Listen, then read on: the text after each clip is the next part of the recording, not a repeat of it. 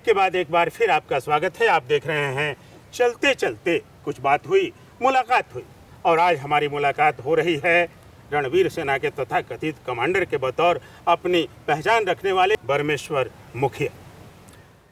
बरमेश्वर जी, बात है नरसंहार में बरमेश्वर मुखिया शामिल थे और बजाबते उन्होंने ही ऑर्गेनाइज किया था उस नरसंहार को। ऐसी बात मैंने अब तो लोग कहे, अब तो केस किए हैं। शंकर बिगहा नरसंहार में बरमेश्वर मुखिया थे। तो ये सारे नामजद अभियुक्त हैं बरमेश्वर मुखिया, कई नरसंहारों के, कई सामूहिक हत्याकांडों के। गलत है, ये सब तो गलत है, लेकिन अब है तो उसका सामना मैं कर रहा हूँ। तो आपके लोग थे, आपके समर्थक शामिल थे और कहीं न कहीं आपका मॉरल सपोर्ट था उन लोगों को। देखिए कि हम किसी का गलत रास्ते पर जाने के लिए मैं मोरल सपोर्ट नहीं देता था, लेकिन ये जरूर मैं कहता था कि तुम गुलबंदर हो।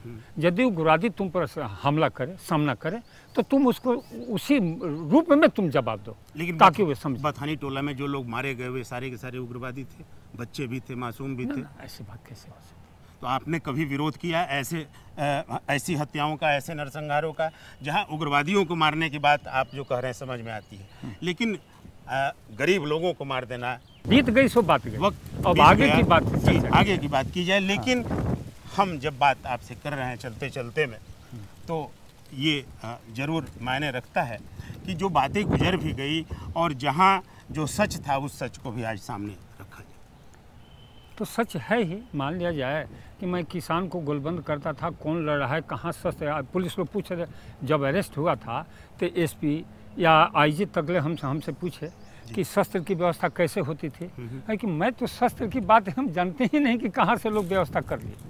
मैं ये जरूर कहता था कि तुम अपनी ताकत वृद्धि करो, तुम उग्रवादियों का सामना करो, लेकिन कहाँ से ये लोग शस्त्र इकट्ठा करते थे, कैसे लड़ते थे। कहा जाता था कि स्थानीय लोगों का शस्त्र खरीदने के लिए गहना गुड़िया तक अपने घर के औरतों का बेच देते थे। अब जैसे अपना ताकत डेवलप करे, खेत बधार बेच करके, धन संपत्ति। बरमेश्वर मुखिया के पास कितने शस्त्र हैं अभी? एक भी नहीं है, एक भी नहीं। आज हमारे 3 लाइसेंसी हथियार जी हमारे पास, जिसमें एक हथियार जो बंदूक है वो पकड़ा गया है, 2 है जो उसको हम तुरंत जमा करने वाले हैं लाइसेंस, रिवॉल्वर है और राइफल, तीनों हमारे नाम से लाइसेंसी है। मैं उस दोनों को तो रद्द हो गया, अब उस दोनों को एसपी साहब से भी मैं आश्वासन दिया हूँ कि मैं वो जमा करवा दूँ। और एक जो बंदूक जब्त हुई, वो क्यों जब्त हुई? वो मैं आरोप था जे उसका क्या ऐसा इस्तेमाल हुआ कि जब्त करना पड़ा? उसका वो लोग नाड़ी में पकड़ा, नाड़ी जो हत्याकांड हुआ। हाँ, हत्याकांड, हाँ हत्याकांड नहीं, वहाँ पर शस्त्र का हुआ। हाँ, वहाँ पर हुआ जी। तो उसी आरोप में वो शस्त्र वहाँ पर जब्त है। तो अब जो है बरमेश्वर मुखिया इस बात को कहीं ना कहीं जाहिर करना चाहेंगे कि कोई एक, मान लीजिए कि एक होता है कि मीटिंग करके एक योजना बनाई जाती है, कोल्ड मर्डर जिसको बोलते हैं, उस तरह की घटनाएं होती हैं। एक घटनाएं होती हैं कि साहब संग्राम छिड़ा हुआ है, एक आधार उधर है, जनाधार, एक जनाधार इधर है। तो ऐसे में मुखिया जी जो है भाषण भी किया करते थे, क्योंकि कई जगह घटनाएं इस रूप में भी आई कि वहाँ आप गए थे, आपने भाषण किया, उसके बाद जब मैं फरार हो गया, अनेकों मुद्दाले बनाए गए, तो वहाँ पर भाषण देने का तो प्रश्न आया नहीं।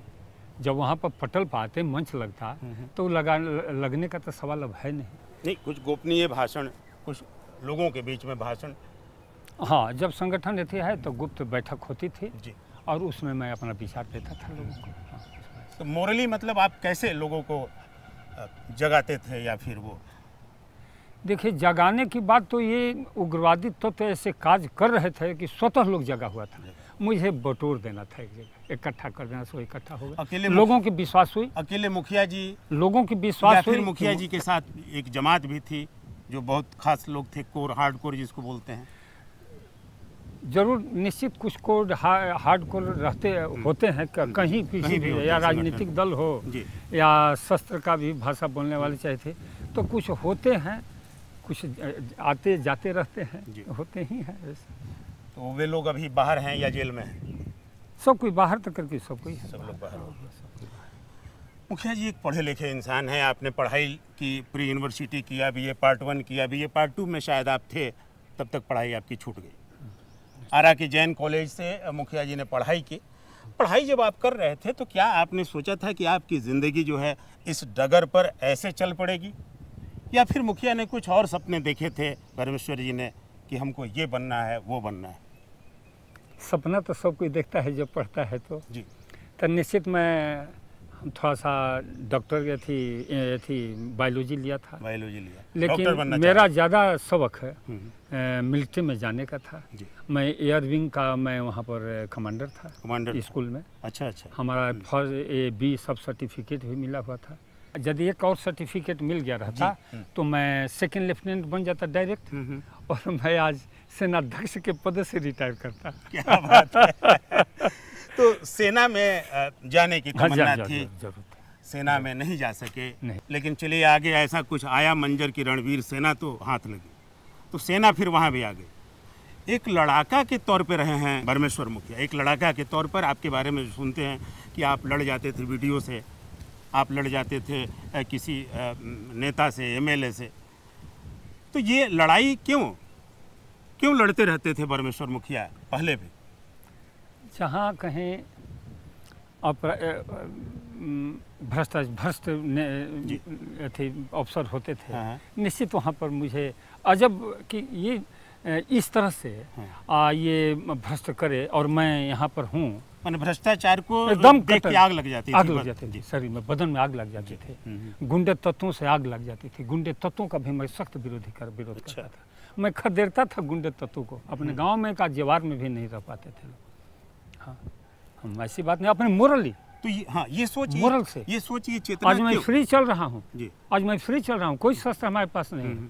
जानते हैं कि मैं हजारों दुश्मन हैं, लेकिन एकदम फ्री चलते हैं, कोई मुझे ताकत नहीं रोक सकता। डर नहीं है जान? एकदम जरा सा भी नहीं लगता कि मार देगा कोई? ना कोई कुछ नहीं, कैसे मार देगा? हमारे पास इतना ताकत है कि देखते ही वह आधा बल हमको दे देगा। चलिए, ताकत है और वह ताकत क्या है यह भी देखना दिलचस्प होगा। आप कहीं जाइएगा नहीं।